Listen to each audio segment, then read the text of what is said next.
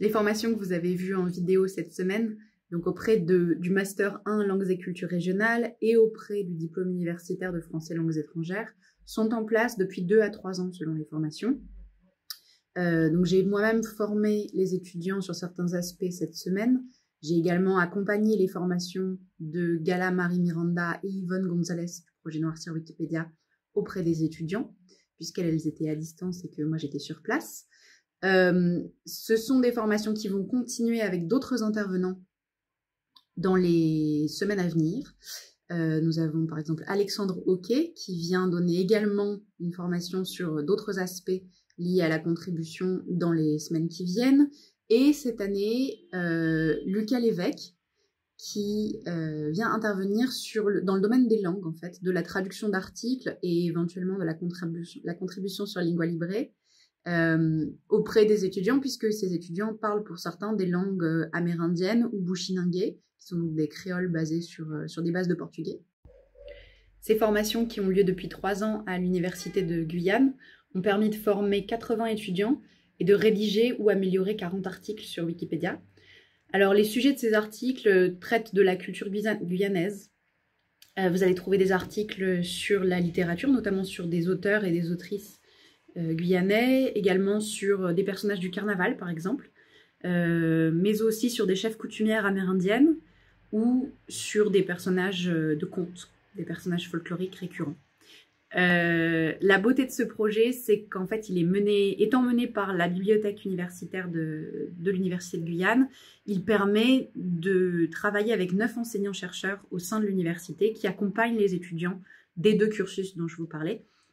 Aujourd'hui, nous cherchons à élargir le projet, alors d'abord au sein de la bibliothèque universitaire, en impliquant, pourquoi pas, la dimension de diversité linguistique beaucoup plus. J'ai par exemple rencontré la direction aux affaires culturelles de Guyane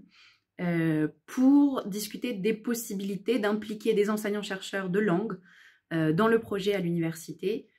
afin de travailler beaucoup plus sur la traduction d'articles, sur l'enregistrement de mots sur Lingua Libre et sur la valorisation donc de cette diversité linguistique des langues amérindiennes, bushinangais, des créoles, du créole guyanais, pourquoi pas du créole haïtien. Mais élargir le projet en dehors de la bibliothèque permettrait également d'assurer qu'un noyau de contributeurs se forme en Guyane et puisse éditer Wikipédia, donc en apportant un point de vue différent, et donc tendre vers plus de neutralité, évidemment. Alors, j'ai rencontré pour cela le service d'inventaire du patrimoine culturel du Conseil territorial de Guyane,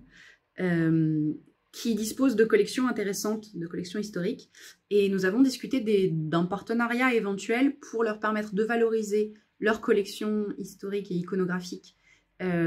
sur les projets Wikimedia et de former leur personnel, leurs équipes, à la contribution. J'ai également rencontré 3 éléments du rectorat de l'Académie de Guyane autour d'un projet de formation des enseignants volontaires, évidemment, de l'Académie à la contribution sur Wikipédia. L'idée étant de former des formateurs,